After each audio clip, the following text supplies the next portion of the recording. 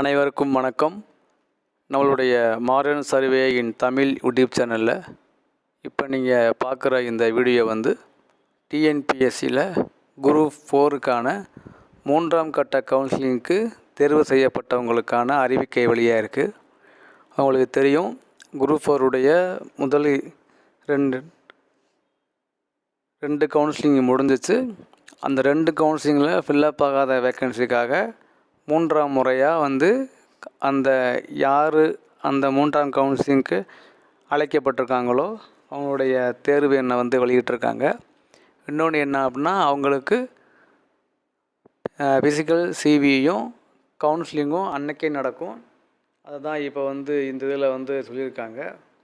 இது பார்த்தீங்க அப்படின்னா, இது வந்து இந்த 3ஆம் கட்ட கவுன்சிலிங் வந்து என்ன போஸ்ட்டுக்கு அப்படின்னா, ஜேஏன்னு சொல்லக்கூடிய ஜூனியர் அசிஸ்டண்ட், அதாவது இளநிலை உதவியாளர் பணிகளுக்கான 3ஆம் கட்ட கவுன்சிலிங்கான சிவி செக் பண்ணுறதும் கவுன்சிலிங்கும் வர மார்ச் 8ஆம் தேதி டிஎன்பிஎஸ்சி ஆஃபீஸ் நடக்குது.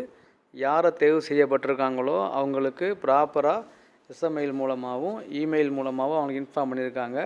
அதனால் அந்த கலந்தாய்வில் யாரெல்லாம் பங்கு பெற்றிருக்காங்களோ அவங்க வந்து அது தேவையான அனைத்து டாக்குமெண்ட்டையும் கொண்டுட்டு அவங்க மார்ச் 8ஆம் தேதி வர வெள்ளிக்கிழமை அவங்க போய் டிஎன்பிஎஸ்சி ஆஃபீஸில் போய் இப்போ கவுன்சிலிங்கில் பங்கேற்கணும்.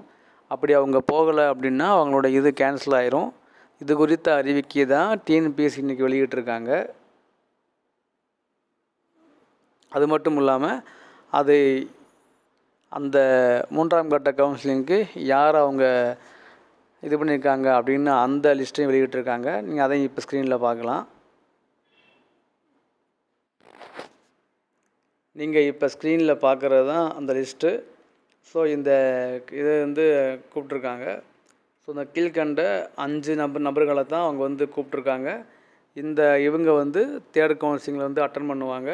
இதில் இருந்து அவங்களுக்கு எவ்வளவு வேக்கன்ட் இருக்கோ, அந்த 2ஆம் கட்ட கவுன்சிலிங் முடிஞ்சதில் எவ்வளவு வேக்கன்சி இருக்கோ அந்த வேக்கன்சியை வந்து அவங்க ஃபில்லப் பண்ணுவாங்க. அவ்வளோதான்.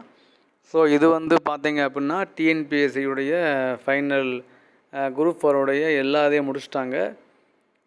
ஸோ அதனால் இந்த குரூப் 4 3ஆம் கட்ட கவுன்சிலிங்க்கு தேர்வு செய்யப்பட்டவங்க நம்முடைய வாழ்த்துக்கள். மறக்காமல் அட்டன் பண்ணுங்கள்.